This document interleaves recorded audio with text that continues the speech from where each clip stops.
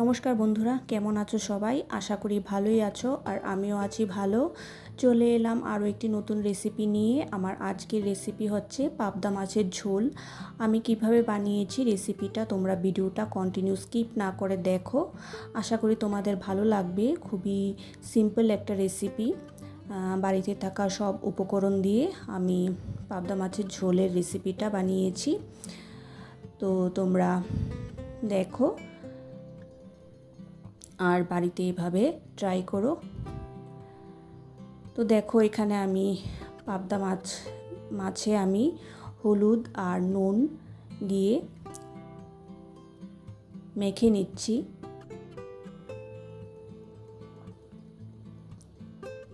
ভালো করে আমি নুন হলুদ দিয়ে পাবদা মাছগুলোকে মেখে নিচ্ছি।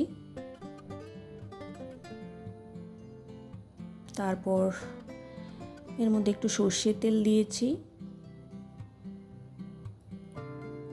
তো সর্ষের তেল দিলে মাছ এত ফোটে না, তাই সর্ষের তেল দিলাম।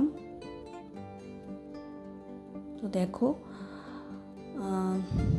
মাছ মেখে নিয়েছি নুন হলুদ আর সর্ষের তেল দিয়ে। তারপর দেখো এখানে গ্যাসে কড়াই চাপিয়ে দিয়েছি, এর মধ্যে আমি সর্ষের তেল দিয়েছি। তো তেলটা যখন ভালো করে গরম হবে এর মধ্যে আমি মাছ দিয়ে দেব। দেখো সর্ষের তেল মাখানোর পরও মাছগুলো ফুটছে। তো আমি আস্তে আস্তে করে ভেজে নিচ্ছি।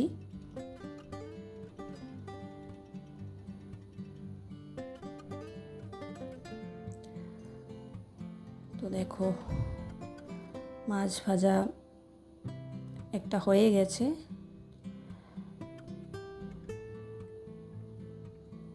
আরও একটা দিলাম। তারপর উল্টিয়ে দিয়েছি। বেশি ফ্রাই করব না, বেশি ফ্রাই করলে মাছের টেস্ট চলে যায়, এতটা ভালো লাগে না। তো সবগুলো মাছ আমি ভেজে নিচ্ছি এক এক করে।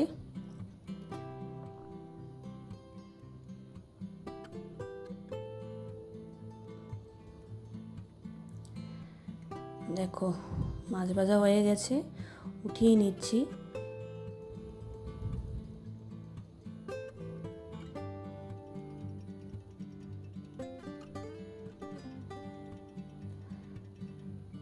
পাবদা মাছ খুব ফোটে।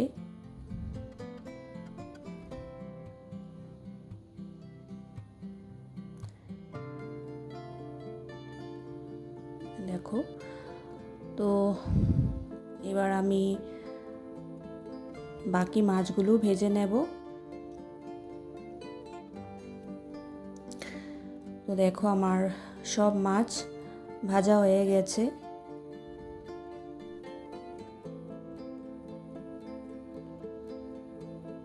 তো দেখো ভাজা করে নিয়েছি সুন্দর করে। এবার আমি ঝোল বানাবো। তো দেখো আমি ওই মাছ ভাজার তেলে কালো জিরে দিয়ে দিলাম। আর এখানে দেখো একটা পেস্ট বানিয়েছি, টমেটো বাটা, পেঁয়াজ বাটা, রসুন বাটা, লঙ্কা বাটা একসাথে বেটে নিয়েছি।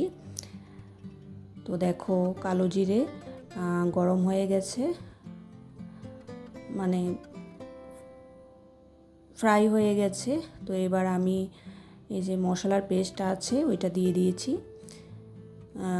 টমেটো বাটা, রসুন বাটা, লঙ্কা বাটা আর পেঁয়াজ বাটার পেস্টটা। তারপর এর মধ্যে আমি হলুদ দিলাম,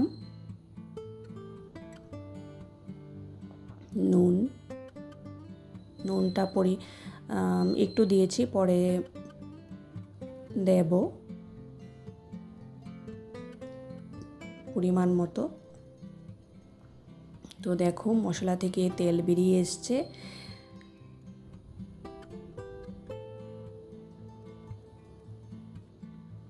তো এর মধ্যে আমি জল দিয়ে দিয়েছি।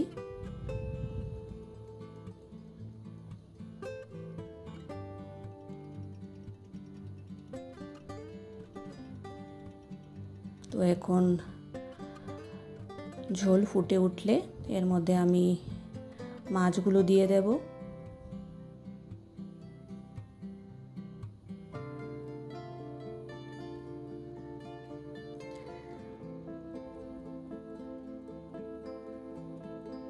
দেখো মাছ দিয়ে দিলাম।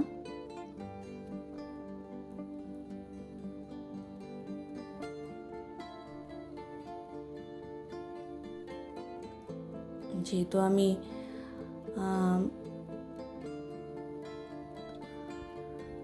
একটু নুন দিয়েছি, তো যেহেতু আমি ঝোল রাখবো এই জন্য জলটা একটু বেশি দিয়েছি। দেখো ঝোল ফুটে উঠেছে, তো এবার আমি নামিয়ে নেব। দেখো সার্ভ করে নিচ্ছি।